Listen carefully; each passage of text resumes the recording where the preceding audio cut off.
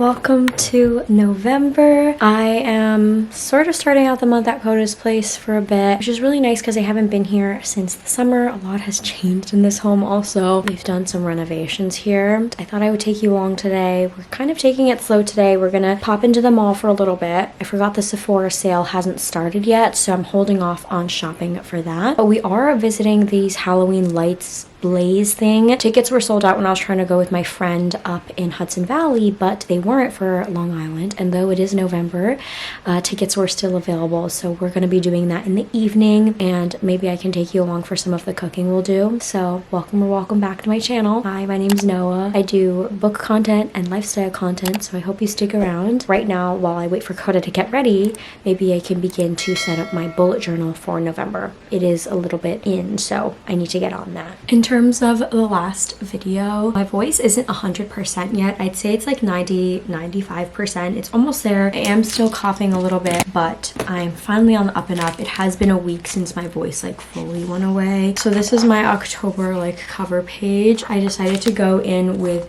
the Snoopy fall washi tape that I had that I really like, and it felt like the perfect opportunity to use as well. And I went away at the beginning of the month to Europe, so I did do some like light journaling. I still have some journaling to do with some of the fall activities that I did, so that's why that's empty.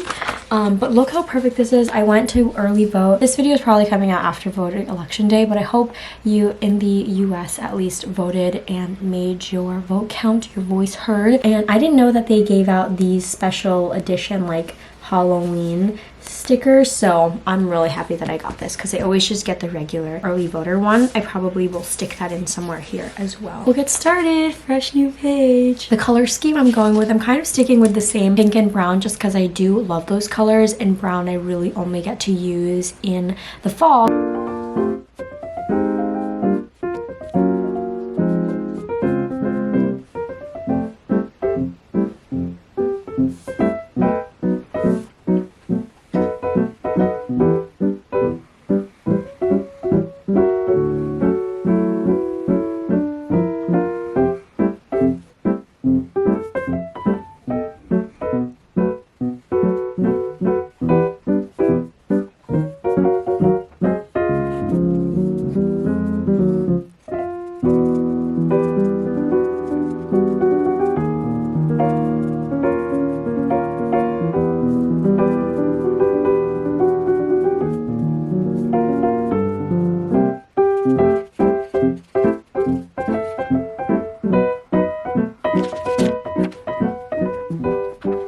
Coda's now ready, so we're gonna cut this short and I will get back to it tonight or when I come back to his place later in the week. We can go to the mall.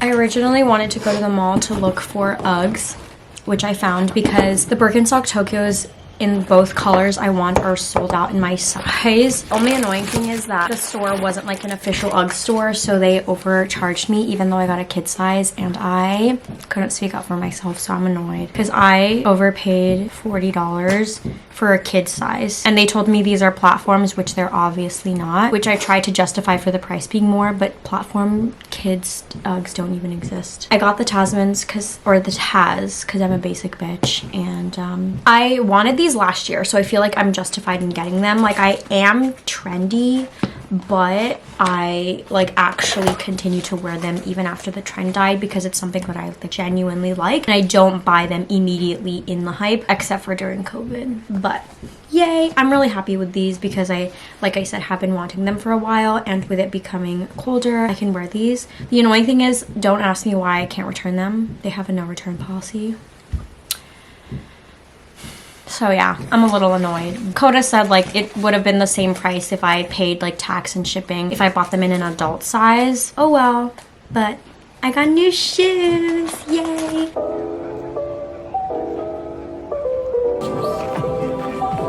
They're so cute.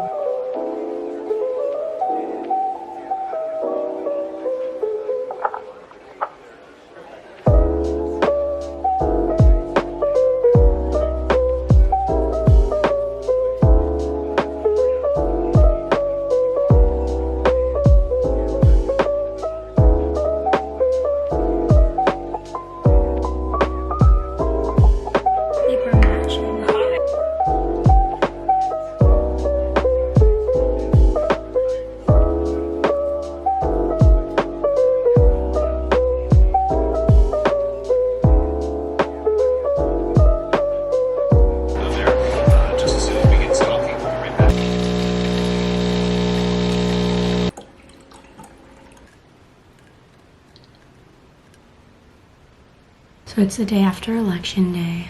I'm so tired. And it's so shitty that it's also a gorgeous day. Maybe I should go for a walk or something.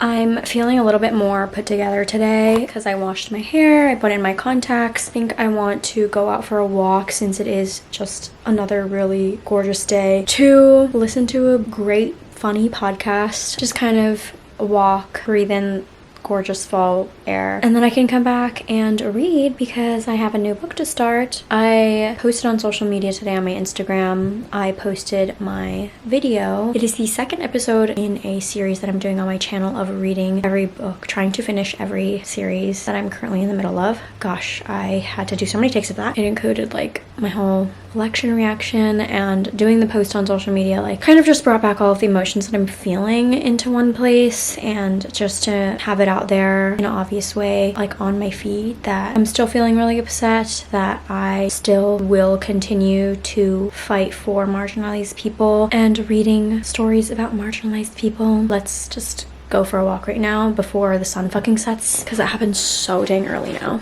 Let's go.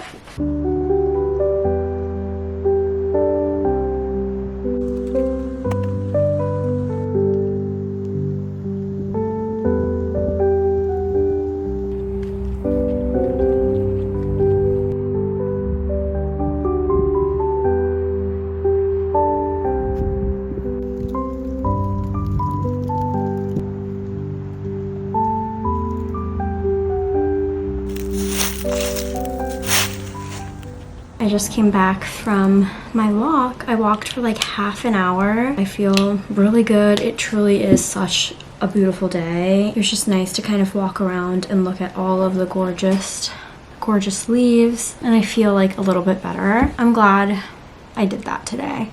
I considered like getting down to cleaning a little bit of the house because I always do that when I come to Coda's place. I just feel like I need to give back because Coda always like does everything for me here. So whenever he's not around, he's always like, you don't have to do anything. I always just clean, like sweep and clean the bathrooms. But because I have so much light, I think I'm going to do some reading and start my book. It is my October book of the month, so it's a little bit spooky, but it fits in with fall, I think, and also just, I feel like it's supporting women's wrongs type of vibes, so I'm down for it. The book is The Book of Witching by C.J. Cooke, not to be mistaken with C.J. Tudor, who I think also kind of writes similar vibe books. This sort of has like a historical background of an ancient curse about like witches and women being burned at the stake. Clem, she gets a call saying that her 19-year-old daughter has been in an accident after a hiking trip with her friend. They went on this remote island and her boyfriend is dead and her best friend is now missing, and when the daughter Erin wakes up, she doesn't remember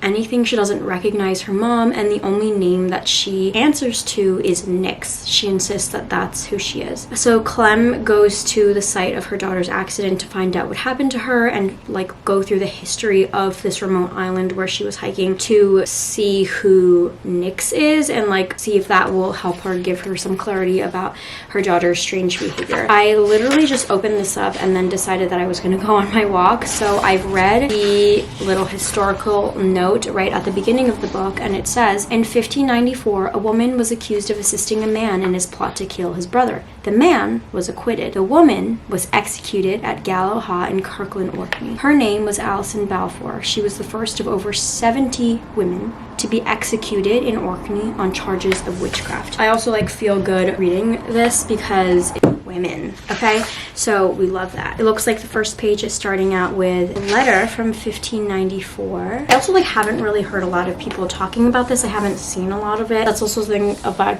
being on BookTube and Bookstagram and seeing a lot of the same books being circulated, which is why like it's nice and a little bit refreshing to like read something that's outside of that, to hopefully have more books within that circulation and more people talking about different books. I did also realize that I never actually showed my bullet journal and how it turned out. From last month, I actually changed up my setup just like the tiniest bit because I was a little bit bored with what was going on. I wasn't really using my finance tracker. I haven't decorated my cover page yet just because I want to use some of the washi tape I have at home. Typically, I would have my habit tracker, my finance tracker, and then I would have the page tracker as well as the books that I'm reading along here. But while I was in Europe, I noticed someone's bullet journal or reading journal, and I decided that I wanted to implement that for myself as well. So instead of the finance tracker, because I wasn't using it very much, I decided that I would include the books that I'm reading here on this page, because to coincide with the number of pages that I'm reading, I would write down the actual number here so that it looks a little bit cleaner on this side. I did that last month and I really liked it. My weekly planner, like weekly setup, is still kind of the same, very simplified, unless I do some journaling in between or use some washi tape as well.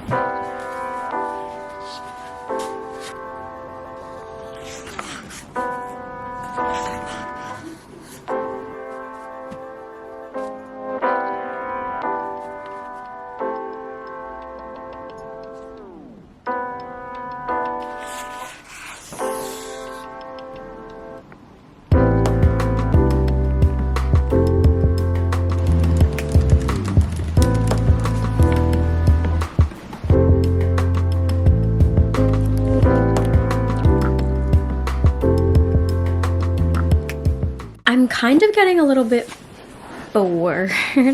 I'm now 50 pages into this, and we are switching chapters between the mother, Clem, in 2024, and Allison, the supposed witch, who is sort of in this cult community of other witches in Scotland in 1594. So there's like a 400-year difference between those two storylines. Like I said, it's boring, but also only 50 pages in, so it's setting up for the story. I just am not really sure whether I'm enjoying it. We've come to the part where she's gone to the hospital to see her daughter. She is divorced from the father, but I guess she just called him and they're going to figure this out together type of situation. She gets a phone call from like the best friend's mom. They've never met, but she's like, hey, my daughter's missing. Please let me know if Erin ever wakes up. She is in a medically induced coma. So it's like really just setting up the scene right now. I really think that the setup, Allison, is probably the more interesting one because of the witchcraft involved. It seems like generations within the clan or whatever it is that she is part of have performed witchcraft or something along those lines, and Allison is very good at what she does.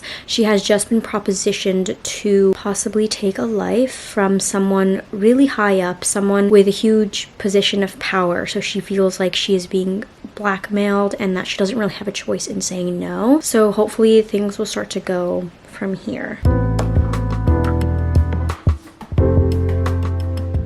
I spoke too soon because now chapter 6, literally right before I left off, is where things are starting to happen. Allison has been accused and she's being taken away of trying to make an attempt on the brother of the Earl of Orkney. But it seems like there was a trap set up for her. I'm not really sure if she will have people on the inside because it seems like kind of everyone is out to get her. Maybe because she decided to leave Triskel. Unsure if that's like the bad karma that her mother said would come get her because of this. Hi, come up here. She literally never does this. And she's making biscuits. Are you just putting on a show for the camera? You're so funny. You're a showgirl. Hi, pretty. Oh my god, I love you. Make those biscuits. So I can't really turn off the camera, so I guess we will just do another little montage.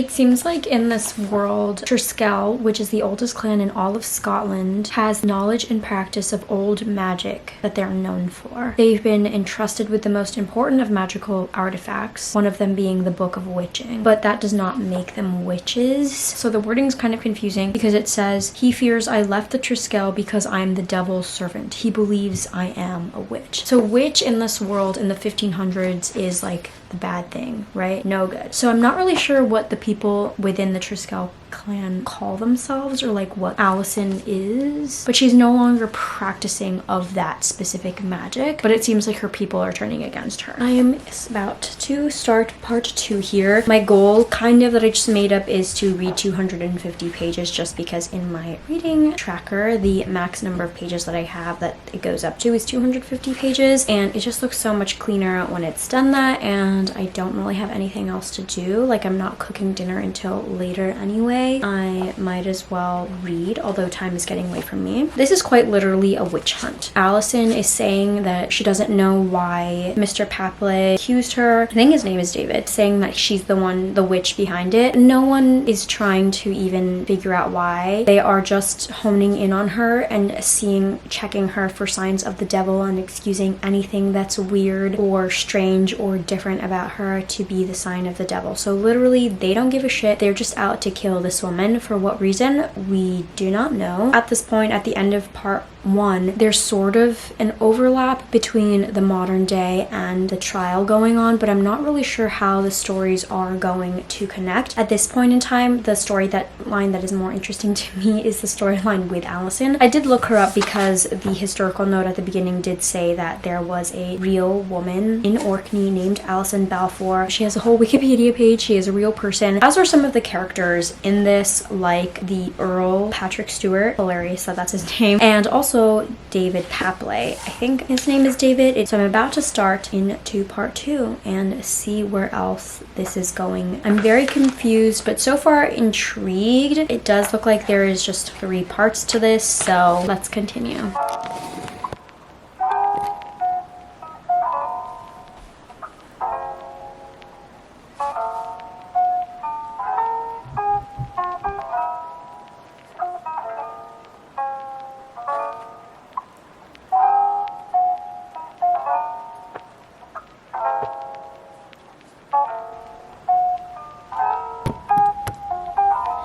Getting ready to leave Coda's place today, and then I'm headed off to work. I was able to finish 250 pages of this. Really happy with that. I did read a little bit today as well, maybe 50 pages, so I'd like to finish this today if possible, but I have now entered part 3, I believe. Things are starting to come along a little bit more and connect a little bit more. Still very confused about how Nyx plays into the whole story. Nyx is who Erin wakes up as. I feel like the ending will really make or break the story. Right now it's leaning about 3.5, but if the ending's really great, I feel like it could be a 4-star. It's also interesting seeing like Clem and Quinn's relationship, because Quinn is like the deadbeat father who has a new family. Him and Clem's relationship is really weird, and Erin like is really angry at him, especially since she has her own child now and like he's not really part of her life, but they're kind of talking as divorcees and being like, hey, like if I can be frank, like these are the ways in which you can be better, and they're having like these open conversations. And I think the tragedy of having this happen to Erin is really bringing them to not maybe closer,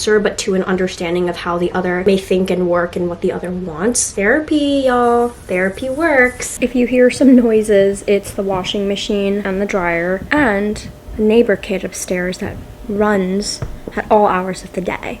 And the fucking dog. I finished the Book of Witching the other day, and I'm giving it 3.75 stars. I almost gave it 4, but I decided that it was kind of lacking, and I did really prefer Allison's POV first, and I have like other 4-star books that I would rate higher. I really enjoyed seeing how the stories connected and like seeing the writers pay off of all of the research that they've done, because they include an author's note at the end talking about like why they decided to do this story that is so rooted in Orkney history. They traveled there in 20 2023 and they looked through all of the archives. It was just really interesting. I don't want to talk about it too much because it does give away some of the ending, but I read in the acknowledgements also that apparently James Patterson, I don't know if it's the same one, the author, but he suggested the Triskel of using that, and I have looked it up. It's so funny because I'm pretty sure this is like the Teen Wolf tattoo sign. Made me like consider rewatching the show because I don't know if I ever watched it in its entirety. It was very readable. The chapters are very short and there's like a mystery on both ends of like what's going to happen. You really feel for Allison, the accused witch. Obviously the history says that she was burned at the stake, but